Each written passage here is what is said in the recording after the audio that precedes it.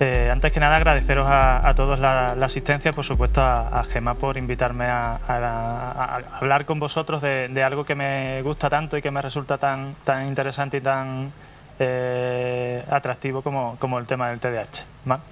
Antes que nada, esta diapositiva siempre la pongo y es una diapositiva que básicamente lo que quiere ejemplificar es el camino desde el sombrío inicio del mundo del TDAH, en el que todos entramos cuando no tenemos ni idea de lo que va el tema, hasta el camino de luz que ve ahí al final cuando de verdad conocemos de lo que estamos hablando y de lo que se trata. El TDAH es una patología que a estas alturas todavía es poco conocida, a pesar de que hay tanta información sobre ella, y lo que intentamos con todo esto es que sea cuanto más conocida, mejor. Todavía a estas alturas tenemos que explicar por qué hablamos del TDAH. Ya Isabel ha hecho muchos comentarios bastante clarificadores sobre el tema, pero a mí me gusta resumirlos todos en tres apartados muy concretos, ¿vale? Hablamos del TDAH porque es una patología en la que se da una alta prevalencia, y ya lo vamos a ver en las cifras. También porque es una patología que produce importantes repercusiones en caso de que no se trate, no se intervenga y no se detecte a tiempo, y porque existen tratamientos y hay buenas alternativas terapéuticas, farmacológicas y no farmacológicas, que nos van a ayudar a intervenir en él. De hecho, hablando del tema del diagnóstico, sobre infra o mal diagnóstico, hay cada vez más información sobre el tema y muchos nos bombardean diciendo que es que se están diagnosticando de TDAH muchos niños, que cada vez hay más, y que se están sobrediagnosticando, se están tratando situaciones que no deberían o que no son. Pero el tema es que cuando se analizan los resultados de los estudios reales que se hacen, ya no solo a nivel global, como vemos ahí, con cifras en torno a un 6 o un 7% de la población en edad escolar, si nos vamos a estudios que se realizan en localizaciones de nuestro propio entorno, ya sea en Andalucía, País Vasco, etcétera, otros sitios donde se ha analizado, resulta que las cifras siempre son muy parecidas, ¿vale? Nos dan unas cifras de prevalencia en torno a un 7% en chicos en edad escolar, de los que muchos de ellos solo el 2,5% está diagnosticado. Es decir, solo una tercera parte de los niños con TDAH están diagnosticados, y esto es un estudio que se ha realizado en Andalucía hace ya unos 4 o 5 años, en entornos escolares, y teniendo en cuenta información de padres, de profesores, haciendo un diagnóstico realista y no especialmente sensible. Pero además de esos, solo está en tratamiento farmacológico 1 de cada 7. Ahora veremos después la importancia de eso, y teniendo en cuenta que los tratamientos farmacológicos cada vez están aumentando en frecuencia y bueno, pero por las cifras cuando las analizamos no tanto como lo que realmente nos están queriendo transmitir, ¿vale? Bueno, y voy un momentito atrás. Evidentemente estas cifras también van en aumento en tanto en cuanto se están ampliando las edades de diagnóstico a los chicos en edad preescolar, a los adolescentes y a los adultos, ¿vale? Las cifras de diagnóstico en adultos son generalmente en torno a un 4,5% de prevalencia, mejor dicho, no de diagnóstico, ojalá fuera el diagnóstico completo, pero la detección, la intervención y la atención que están recibiendo todos estos pacientes ya fuera de las edades habituales cada vez es más frecuente, es más intensa y de mejor calidad.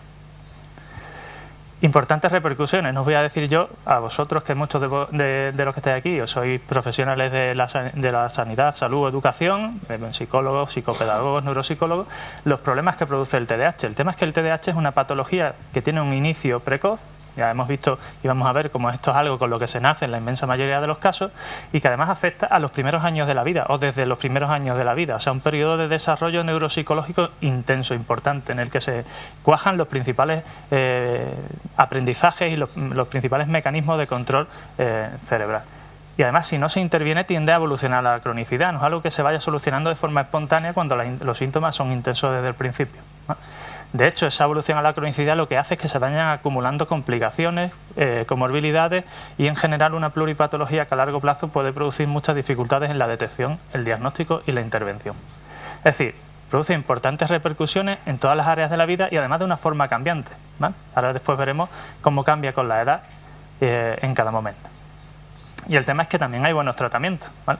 Yo voy a hablar de la moto que me toca, principalmente, que es del tratamiento farmacológico, pero evidentemente hay una intervención conductual, psicopedagógica, terapia cognitiva, y muchas intervenciones que se pueden hacer en estos chicos en función de las necesidades que tengan cada uno y que son favorables, ya sean para ellos o para el entorno, para los familiares, profesores, educadores, ¿vale? Nosotros nos vamos a centrar en el tema del tratamiento farmacológico más adelante. Como digo, para que después no se quiera tachar muchas veces a los médicos, aunque algunos hay, que se centran solo en el tratamiento farmacológico, no quieren hacer otra cosa más, el tratamiento del TDAH debe ser y será multidisciplinar. Para eso estamos aquí. Pero por supuesto, como decía Isabel, es necesaria que se haga una detección, una intervención lo más temprana posible. Cuanto más tarde se detecte, más difícil va a ser tratarlo, más complicaciones va a tener añadidas y más difícil va a ser solucionar esos hábitos, esas conductas o esas maneras de funcionar que ya han adquirido mal. Y eso no solo depende de nosotros, también depende de los padres, de los educadores, pero también de los responsables públicos que tienen mucho que hacer en esto y que en general hacen poco, o por lo menos desde mi punto de vista, yo que soy políticamente incorrecto, menos de lo que debería. En esto estamos. Resulta que tenemos un trastorno del que no hay pruebas para hacer un diagnóstico formal o biológico como lo hay en otras patologías, ¿no? Pero bueno, así son muchas de las patologías psicológicas o psiquiátricas, ¿no? No hay patrones para diagnosticar la depresión con analítica, por mucho que se empeñen algunos en hacer analíticas de neurotransmisores, serotonina, etcétera, y necesitamos hacer pues una evaluación completa. Esto es completa, como ha dicho antes Isabel, que no es preguntarle si cumple o no cumple los criterios, sino es saber desde que nació o antes de nacer cómo iba la cosa hasta el momento en el que nos ocupa o viene a la consulta, cómo ha ido evolucionando todo ese tiempo.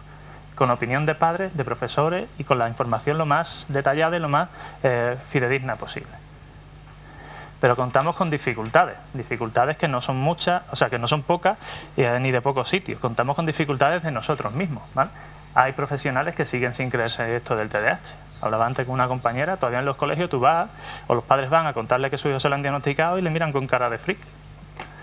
Y en las familias, todavía hay familias que esto lo escuchan, pero no quieren saber nada de ello. Y en los educadores, pues estamos en tres cuartos de lo mismo. No creen que exista el TDAH, o si creen que exista y se lo aceptan, entre comillas, como un coladero. Lo de tratar e intervenir en la escuela o farmacológicamente, pues entonces ya de qué estamos hablando, ¿no? Parece que es que estamos hablando del futuro de las gafas de 3D, ¿no? Pues no, el futuro es este y el presente está aquí. El tema del TDAH, pues resumen, es muy sencillito, pero básicamente en el TDAH hay un problema importante. ¿Por qué? Pues porque aunque es un trastorno de origen neurobiológico, es decir, tiene unas bases físicas, orgánicas, que se pueden ver, no de forma individual, pero hay estudios que lo demuestran y bastante claros y evidentes, resulta que las consecuencias que producen afectan a funciones neuropsicológicas, conductuales, comportamentales, etcétera. Y ella es donde empiezan las opiniones de la gente. En España somos muy tendentes a opinar de todo, política, fútbol y por supuesto como nos vamos a opinar de medicina, de psicología. ¿Qué nos habrán dicho los padres cuando le habéis dicho a los... No, es que su hijo tiene un problema de déficit de atención, de hiperactividad? Mi hijo lo que es un sinvergüenza. Mi hijo lo que es un cara dura que no ha estudiado en su vida ni va a estudiar. Bueno, pues si empezamos así, mal camino llevamos. Pero los hay. Pues eso, tenemos una serie de criterios y de manuales para diagnosticarlo, no vamos a entrar, o si queréis entramos, pero ya eso es harina de otro costal, en el tema de DSM o CIE, ¿no? O no es harina de otro costal, pues eso es otra batalla, ¿no? Con síntomas primarios, principales o nucleares de falta de atención, problemas en el control de impulso, problemas en la inquietud en el movimiento, ¿vale? Y otros síntomas secundarios asociados que no tienen por qué ser comorbilidades, pero que son consecuencias de estos síntomas primarios, ¿vale? Son cambios en las conductas, en el rendimiento académico, a nivel emocional, que es algo que se trata de hablar cada vez más, pero que es todavía poco conocido, y también físico, o sea, se quejan de somatizaciones puras y duras, dolores abdominales, dolores de cabeza, no puedo dormir, y no siempre porque tengan un trastorno del sueño, se estresan y eso le produce patología física, aunque sea funcional o psicosomática. Y esta es otra diapositiva que me gusta poner en las presentaciones por este de aquí, que esto ya es discutible y a mí me gusta dar por saco con las cosas que son discutibles. En función de la sintomatología puede predominar un tipo u otro, que sabemos que las consecuencias que tienen son diferentes. El tema de la edad, ¿vale? ¿Hacer diagnóstico en niños preescolares? ¿Sí o no? Que levanten las manos los que dicen que sí. Hacer diagnóstico en niños menores de 6 años. Uy, qué... ¿Pre qué? Preescolares. Un preescolar infantil. ¿Tú lo diagnosticas o no? Pero haces el diagnóstico, ¿o no? Bueno, y si tienes un chico de 6... Puedo entrar un poquito más en debate. Si tienes un niño de 6 años, tú planteas que pueda tener un posible TDAH, pero no haces un diagnóstico tal y cual, y resulta que la historia que te cuentan en la guardería es que el niño va persiguiendo a su compañero con los cubiertos para clavárselo, pero de verdad. Pues a lo mejor cuando hay unos síntomas suficientemente intensos, ya tenga 5 años y medio, te lo puedes plantear. Y a veces incluso necesitan tratamiento farmacológico, por mucho que la ficha técnica diga que no es algo que esté indicado. Las fichas técnicas son lo que son y hay que saber usarlas, de otras cosas para no salirnos de madre, pero hay que ser proporcionado con las cosas. Y adultos, ¿vale? Los adultos también existen, ¿vale? El TDAH no se cura a los 18 cuando se sacan el carnet de conducir o cuando le dan... Bueno, ya no es con el servicio militar, pero... Etiopatogenia. Esto es la diapositiva, o las diapositivas que más me gustan porque cuando yo me planteé esto en su momento fue cuando empecé a ver muchas de las luces de cómo intervenir, ¿vale? ¿Por qué leñe ocurre esto del TDAH? Sí, esto no es algo que uno se haya inventado, por mucho que digan a la gente que se lo inventa un espabilado. No. Resulta que hay una serie de factores genéticos y otros no genéticos ambientales que son los que producen alteraciones en el desarrollo de los mecanismos de control neuronal que afectan y acaban desarrollando los síntomas de TDAH. Es decir, los factores genéticos, que son el 70%, se apoyan en muchos estudios que no nos vamos ahora para analizarlos, pero que concluyen esto. El 70% de los chicos que va a una consulta por una sospecha y que se acabe diagnosticando de TDAH tiene a alguien en la familia diagnosticado ya. O si no está diagnosticado, tú le preguntas a la familia ¿quién se parece el niño? Y dice, uy, a la abuela. ¿No? La abuela es que desde joven no había Dios que pudiera con ella. Y la mitad de los padres y de los hermanos. Así que es muy importante preguntarlo, porque si hay alguien más con TDAH aparte del paciente que está contigo en la consulta, hay que detectarlo y hay que tratarlo si lo necesita, o por lo menos hay que intervenir, porque es que si no puede no solucionarse el problema de la familia. Y yo recomiendo, y yo lo hago habitualmente, pasar los cuestionarios de cribado en adultos para detectarlo en padres, que a veces ellos cuando tú acabas la consulta te lo cuentan, oye, pues esto que hemos estado hablando es que yo lo llevo sufriendo desde que también era pequeño. Pero después otros factores importantes son los factores prenatales, fumar o beber durante el embarazo, ¿vale? Eso aquí en España puede ser poco frecuente o no detectarse mucho, pero cuando tenemos chicos procedentes de adopciones internacionales de Rusia sí que se da, ¿vale? Y a veces no tienen los niños un síndrome de alcohol fetal, o tienen una secuencia de alcohol fetal parcial, y lo que tienen principalmente problemas son por los problemas de aprendizaje derivados del TDAH. Y el tabaco durante el embarazo, que esto es otra de las cosas que que muy pocas madres se plantean, que el tema del tabaco afecte a problemas o pueda producir problemas de aprendizaje a posteriori. Cuando yo le pregunto a las madres si han fumado durante el embarazo, nadie te dice sí, como una carretera. No. Poco, 3-4 cigarros. Digo, vale. 3-4 cigarros al día, por 280 días de media que dura un embarazo, entre 22 cigarros que trae un paquete más o menos, tú haces la cuenta y sale entre 50-60 paquetes de tabaco se ha fumado un bebé antes de nacer. Pues eso hace que sean más pequeños, que nazcan antes de tiempo, que su desarrollo no sea el adecuado, y además afecta al desarrollo de las áreas cerebrales implicadas en el TDAH, región prefrontal, etcétera, ¿vale? Con lo que si tenemos una predisposición genética y si nos añadimos eso, pues vamos juntando más cosas. Ser prematuro y tener bajo peso, aunque no sea por los factores anteriores, también afecta. Es decir, esos son los factores genéticos o no genéticos, pero con los que nace el niño susceptible de tener TDAH. Y después están los factores ambientales que le afectan en un sentido o en otro. No serán la causa, pero harán que vaya la situación de una forma favorable o que vaya de una forma menos favorable. Evidentemente la situación familiar, modelo educativo, situación social. El tipo de alimentación, pues también, y no depende de que sea más o menos aditivo y todas estas cosas, sino que sea una dieta equilibrada, una dieta mediterránea, rica en omega 3, cosas que son importantes para el desarrollo neurológico. Y todo esto hay que saberlo. Si no sabemos eso, no nos podemos plantear con que un chico pueda tener o no unos criterios que cumpla, sino que tenemos que conocer toda la historia para tener una idea de cómo llegan a esa situación en la que nos lo estamos encontrando. Yo me pongo a hablar y voy tan rápido que después no controlo ni el tiempo, pero bueno. Si acabo antes, pues mejor.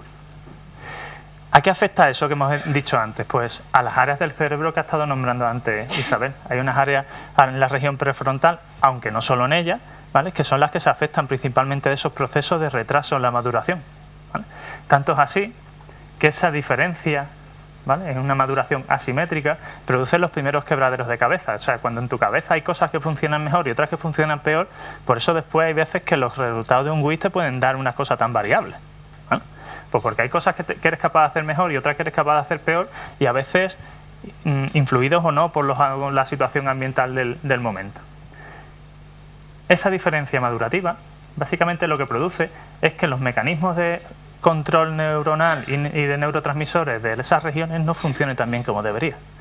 Y si esto lo planteamos como era una vez la vida el cuerpo humano y los neurotransmisores que van corriendo de un lado para otro para llevar los mensajitos, ¿vale?, que es como se lo explico yo a la familia, básicamente lo que tenemos es unas regiones del cerebro que mandan órdenes a otras regiones del cerebro o a otra parte del organismo. Y esas órdenes se basan en mensajes que llevan los neurotransmisores, ¿vale?, dopamina y noradrenalina. Llegó el mensaje, le digo, tú, tranquilo, tú, quieto, tú, cállate, no te vayas a decir eso, que entonces la vamos a liar. Una vez que ha llevado el mensaje, que hacía el muñequito de Eraseno, pues me voy para casa otra vez, ¿no? Muy bien, si el desarrollo es estándar, perfecto, pero si el desarrollo no es estándar y tiene ciertos retrasos, esto ya no tiene el equilibrio que debería. Es decir, hay un exceso de recaptación de neurotransmisores a nivel presináptico, que es como se llama formalmente, pero que básicamente lo que significa es que esto está desequilibrado. Y si está desequilibrado, hay menos mensajes que llevar al destino. Y si el destino no se entera de lo que le dicen, pues empieza a tener problemas para centrarse, para prestar atención, para estarse quieto, para controlarse. ¿Y por qué es esto importante saberlo? Más allá de por los conocimientos fisiopatológicos, biológicos, neurobiológicos, etc. Pues porque precisamente ahí detrás es donde actúan los tratamientos.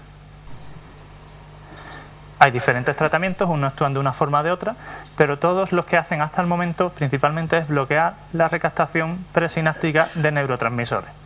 El metilfenidato bloquea la vuelta de la dopamina principalmente, atomoxetina o estrotera lo que hace es bloquear la vuelta de la adrenalina y lisdexamfetamina o el Vance hace un bloqueo mixto de los dos.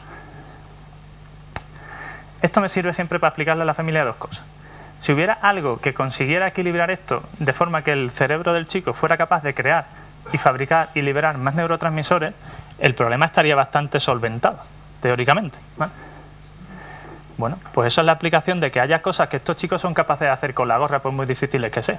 Siempre que tengan un refuerzo inmediato, una gratificación inmediata o una motivación importante para conseguir su objetivo porque piensen que le va a gratificar mucho, su cerebro fabrica más neurotransmisores. Además en pulsos, pum, pum, pum, pum. Por eso se le da también el uso de dispositivos electrónicos, por eso se le dan también los ordenadores, los móviles, por eso se enganchan a todos esos dispositivos. Sirven para aprender mejor, pero hay que usarlos con cuidado porque después se vuelven dependientes. ¿Por qué? Eso le hace fabricar más neurotransmisores, ¿vale? Pero le consigue cerrar el círculo y hacerles sentirse en una situación de, entre comillas, equilibrio, tranquilidad, concentración. Eso sí, dejan de tener control del tiempo y el espacio. Es decir, cuando un chico está con un videojuego y le está gustando, es capaz de estar 4, 5, 6 horas. Y no es que esté prestando atención a eso, está prestando atención a cada pantallita, a cada muñequito, a cada fase, a cada cambio de pantalla que va viendo, ¿no? Eso es lo que le produce eso. Pero ¿qué pasa? Si de repente tú le quitas ese estímulo, le produces una deprivación que su cerebro la sufre, ¿no? De manera que cuando tú a tu chico le quieres quitar el móvil, te dice que lo va a soltar por las narices, ¿no? Yo me suelto el móvil, pero ya me vaya la vida en ello. Pero chiquillo, si vas 4 horas enganchado, yo 4 horas y acabo de empezar. Y él se cree que acaba de empezar, pues no se ha dado cuenta del tiempo que ha ido pasando, ¿no? Pues eso es una de las cosas que tenemos que conseguir evitar. Y también le explico a la familia otra cosa con esta diapositiva. Esos tratamientos tienen un efecto sintomático, es decir, le mejora los síntomas durante las horas que hace efecto. Si me quedo corto de tratamiento no le hace efecto, si me paso tengo problemas, ¿no? Pero ese efecto tiene un efecto neurotrófico, por decirlo de alguna manera. No solo sintomático, como puede ser un paracetamol, me lo tomo, me quita el dolor de cabeza. Pero si tengo un tumor, a las 8 horas me va a volver a seguir doliendo la cabeza. En cambio, estos tratamientos, a la hora de conseguir hacer este mecanismo funcionar en el sentido adecuado, va consiguiendo que el propio mecanismo vaya aprendiendo a gestionar eso de una forma diferente. Es decir, vamos acelerando el proceso de maduración y de neuroplasticidad cerebral. ¿Cuál es el objetivo? Que llegue al nivel normal a partir del cual es capaz de rendir sin necesidad de ayuda externa, me refiero a nivel farmacológico. ¿Cómo cambia esto con la edad? Pues no es lo mismo tener un chico con TDAH con 5 años, con 13 años, con 20 que con 40. Y de hecho, además, yo siempre se lo planteo a los padres como una pelea entre la capacidad intelectual que tenga un chico y los síntomas que tenga. Porque si eres muy inteligente, podrás ser capaz en parte de compensar ese déficit de atención. De hecho, si tiene unas altas capacidades, probablemente los resultados de los test que hagas para valorar los síntomas de déficit de atención puedan no ser positivos. Es decir, pueda no dar que tengas un déficit de atención, aunque lo tengas. Y aunque no es algo muy conocido, y yo ya lo he hablado con los compañeros de Nexplore alguna vez, es una de las cosas que pasa con aula cuando se lo haces a un chico con un TDAH de altas capacidades. Que te puedes creer que no tiene o que no da síntomas porque los resultados son normales, pero es que un chico con 130 de coeficiente se hace cualquier test con la gorra. Vale, ¿se escucha? Sí. La impulsividad cuando existe ya es un problema, pero conforme van creciendo los chicos van aumentando en edad, en desarrollo hormonal, en pubertad, y puede acabar siendo un problema importante con la adolescencia. Pero la hiperactividad normalmente ya no se va viendo de forma tan llamativa. No es lo mismo tener un chico de 5 años que no para en la clase, que no es capaz de estarse quieto, de no invadir el espacio de los demás, etcétera, sino si nos lo planteamos ya con 18, probablemente esa hiperactividad se haya cambiado por un nivel alto de inquietud, nerviosismo, sensación de ansiedad o de estar agobiado, pero no de correr y saltar por ahí. El tema es que la falta de atención se mantiene más o menos igual. ¿Qué pasa? Cada combinación de síntomas es diferente en cada edad y eso produce problemas diferentes. En la guardería o en el preescolar lo que dicen de estos niños es que no paran y que van a su puñetera bola. Es decir, no se sientan, no le interesa lo que dicen, no me echa cuenta y encima, como es listo, curiosea todo lo que hay alrededor. Pero después empiezan la primaria. ¿Vale? En la primaria, en la época escolar, empiezan los objetivos. Tiene que estarse quieto, 45 minutos, 1 hora, sentado, prestando atención, sin molestar, sin interrumpir. Eso ya es otra historia. Eso díselo tú a un hiperactivo o un TDAH hiperactivo que lo haga. El inatento sí, puede estar ahí. El hiperactivo no es capaz de estarlo, lo canta el profesor el primer día, ¿no? Y aquí es donde empiezan los problemas de rendimiento, ¿no? Pero los problemas de rendimiento, la manera que tienen de afrontarlo cada chico es diferente. Hay chicos que lo afrontan, si tienen unas grandes habilidades sociales, nunca demuestran, o mejor dicho, no suelen demostrar problemas de autoestima importantes, no lo verbalizan, aunque uno pueda verlo preocupado, pero son de los que suspenden 5 asignaturas y dicen, igual. O sea, además es el cabecilla de todos los líos de la clase, es el que enreda, es el que todo el mundo le echa cuenta, mientras que él se sienta socialmente reconocido, lo demás no le suele preocupar. Pero hay otros chicos con más problemas de socialización, más serios, más introvertidos, o con más sensación de responsabilidad, a los que los problemas de rendimiento les preocupan, les agobian, y encima se llevan las broncas, los castigos o los comentarios negativos de los profesores, de los padres y de los compañeros, ¿no? Y son uno de los candidatos más frecuentes a caer en problemas de acoso, que es algo de lo que cada vez estamos viendo más en las consultas. Son capaces de aguantar lo que sea con tal de estar socialmente aceptados, aunque sea simplemente para que se metan con él. Pero además no lo dicen nunca. Se entera la madre por el hermano o por otra circunstancia, pero ellos no lo dicen. No quieren agobiar a los padres, no quieren preocupar, ni quieren sentirse chivatos. Así que, ¿qué pasa? Si no hacemos nada en este proceso, llegamos a la pubertad, a la adolescencia y empezamos ya con los problemas más serios, ¿no? Y en los adultos es donde hay muchos problemas a la hora de hacer un diagnóstico adecuado porque nos encontramos muchas comorbilidades. ¿Consecuencias? Pues si es verdad que vivir con una persona con un TDAH intenso pues es complicado, ¿eh? Es frecuente que tengan cambios de trabajo, es frecuente que tengan trastornos depresivos, no acaban sus estudios, tienen trabajos menos cualificados. Y hay muchos que se diagnostican de TLP porque acaban siendo los más raros del mundo, ¿no? Y otros acaban con problemas de delincuencia.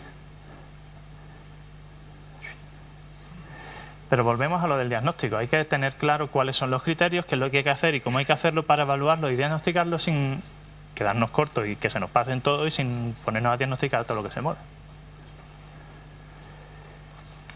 Esto que parece tan sencillo y que puede ser muy sencillo con un test no es solo lo que tenemos que hacer. Tenemos que evaluar todas las situaciones que hemos dicho antes, ¿vale?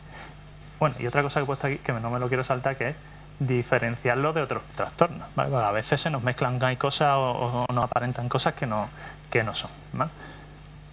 Y si existen, evaluar los trastornos concomitantes. El tema de aula. Pues aula es un test que yo uso desde que se comercializó porque soy un poco friki de los ordenadores, de la informática, la tecnología siempre me ha gustado y cuando salió lo vi en un congreso, me llamó la atención, fui a hablar con Flavio, que era el gerente que había antes, y lo primero que le dije fue, Flavio, ¿esto qué es? ¿Con Windows? ¿No lo tienes en Mac? Y me miró muy serio con una cara de descompuesto y digo, perdona, que no era cuestión de ofender. Dice, no te preocupes, pero es que habéis venido 4 y me habéis preguntado lo mismo. Que se ve que los neuropediatras somos un poco frikis con Apple. Pero bueno, anécdotas aparte, el tema es que lo uso en la consulta, lo uso de forma habitual y en el protocolo de evaluación de todos los chicos. Y es verdad que hemos hecho varios estudios de evaluación de este test en este tiempo con algunos aspectos importantes. Una de las cosas que hemos evaluado y que me parece a mí que es importante a la hora de evaluar el TDAH, que es una patología muy cambiante en poco tiempo, es el test-retest. Es decir, hemos hecho esto ya se publicó hace tiempo, pero creo que es importante, no sé si esto está os lo comentan mucho o lo dicen. Hecho el TR-test con una semana de diferencia en las mismas condiciones, no hay efecto aprendizaje, es decir, los resultados son estables. Es decir, yo puedo usar el test para evaluar diferencias con una semana de tiempo simplemente. Si el chico está mejor o está peor porque yo haya hecho algo entre medio, por ejemplo, un tratamiento farmacológico, con solo una semana puedo evaluar ese resultado.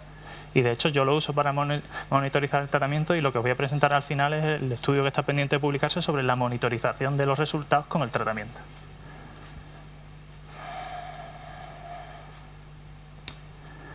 El tratamiento. ¿Cuál es el objetivo del tratamiento del TDAH? Pues básicamente que la vida de un chico con TDAH sea lo más normal posible. Y normal no es solo, no es más que sea igual que la de cualquier otro chico de su edad, ni mejor ni peor. Eso se puede plantear con una serie de objetivos específicos, que ya es más complicado.